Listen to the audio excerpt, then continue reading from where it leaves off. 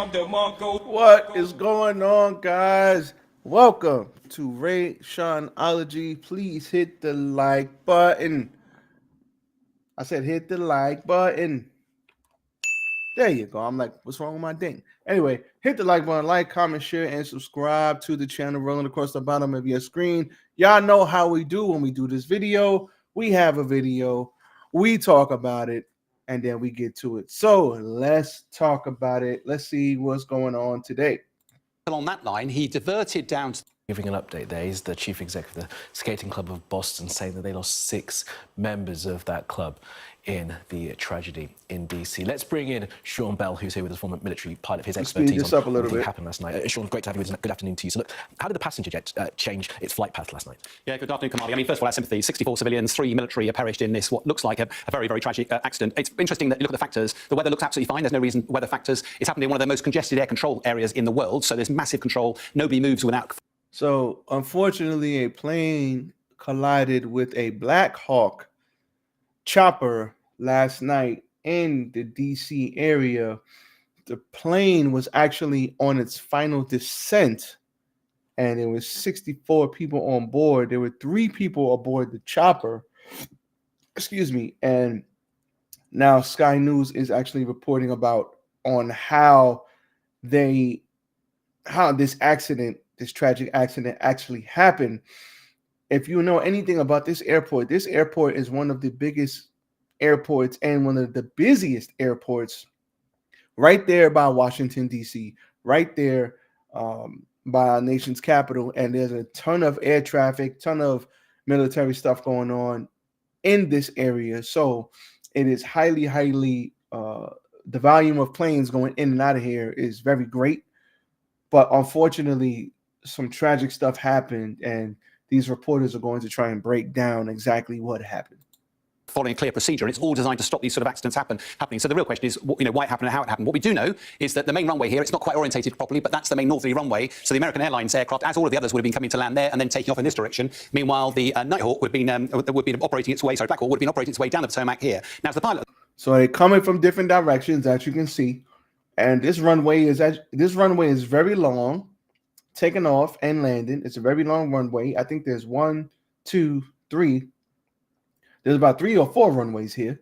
So how did these two aircrafts collide?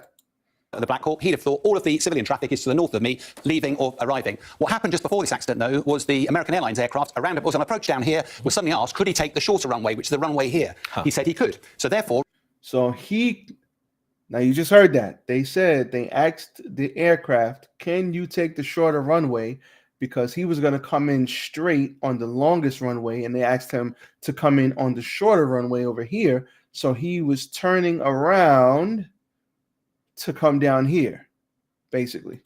Well, rather than going straight along that line, he diverted down to the south to get himself onto a lineup for that runway there. All of that, of course, would put him on a direct collision course. Now, that sounds awful, but the whole purpose of procedural is that they may well be crossing. In fact, the 2 dots on the radar would have absolutely superimposed themselves, but they should have been height deconflicted, because that way you can guarantee they'll never hit each other. So the chopper, basically he's saying the chopper should have been lower than the plane. So the plane, even though they would have crossed paths, one would have been higher than the other. Now, an airline will eventually go through 200 feet, the height at which the helicopter was, but it'll do it really close to the runway, and the helicopter should be nowhere near that. So the fact remains is that somehow this helicopter, because the collision happened at 400 feet, at about 150, 160 miles an hour, the question is, what was the helicopter doing at that height? And frankly, it doesn't look very survivable, and that's why it doesn't surprise me that they've called off the search now. Just before we move on. So, like this guy just said, they collided at 400 feet at 150 miles an hour. The helicopter should have been nowhere near this runway because the plane was on its final descent. The plane was descending to the runway, and like he said, around 100 feet, 200 feet, that's right here. So what was this helicopter doing in this area while this plane was descending? They shouldn't have been nowhere near each other.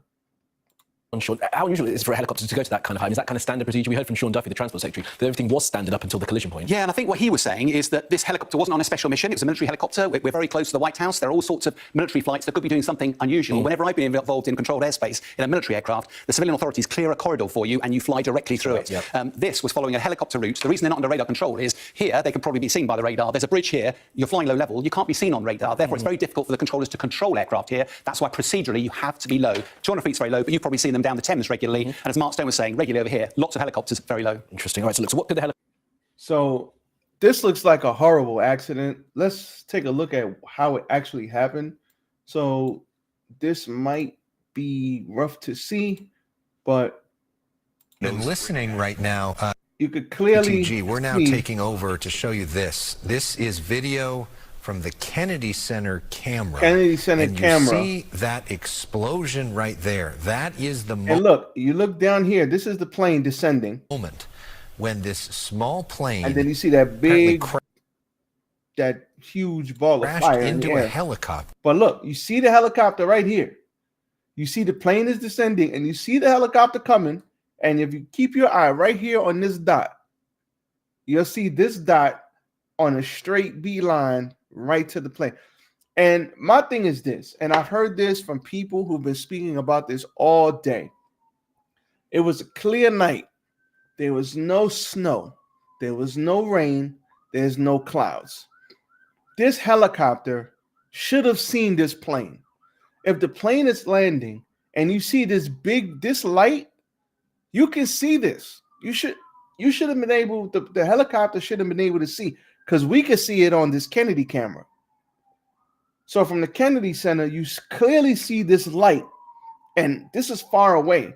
So how did this helicopter not see this big ass light coming down, descending to the runway? That is something that no one can answer, because they're like, it's a clear day. They should have been able to see it. You see, look, he runs a fireball, and then Marla, we see that plane head down towards the Potomac River. Hey, oh, what an image there! And according to, I don't even think we need to play anymore. This is absolutely terrible. My heart goes out to the families affected. I heard there was a figure skating team or a figure skating bunch of people on this aircraft. There were 3 military people on the helicopter and 60 people on board, including, I think, 13 or 14 figure skaters or a figure skating team or something like that on this aircraft. This is absolutely horrible. This is horrible. This is very sad. Those families, they fell into the river. They called off the search. It's very cold in that water. So even if there was a survivor or 2 or 3, it would have been very difficult for them to survive longer than I believe in the last video, an hour and a half. Hypothermia sets in, your brain shuts off because of the cold. I mean, this is effing tragic is what it is. This is absolutely tragic. And this is highly unfortunate and very sad for those 64 people coming back from Wichita. I think they were coming back from Wichita.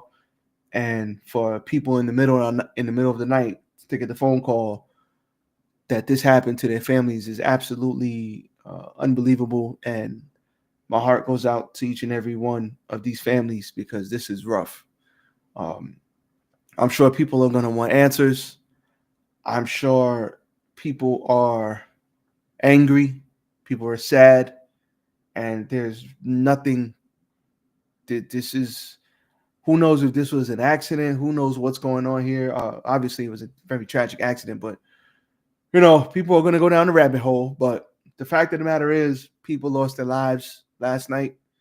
And from what it's looking like, and we don't have all the facts, we don't have all the information yet, but from what it's looking like, this is 100% could have been prevented on so many levels. And like I said, this plane, you clearly see this dot. Look at it one more time. This dot ran right into this plane. A fireball. Right there. And then, Marla, we see it. that plane. So, I mean, I don't know. This is rough. We will continue to monitor the situation. Not a good day. Not a good day indeed. Like I said, my heart goes out to everybody affected by this. This is not only a bad look, this is very, very sad for 67 family members or families. So rough stuff. So we'll be back for the next video. Rest in peace to all the people involved in this, and hopefully whoever is responsible for this or whatever happened, whatever tragic accident happened here, is corrected and it never ever happens again. That's all we can do is hope. So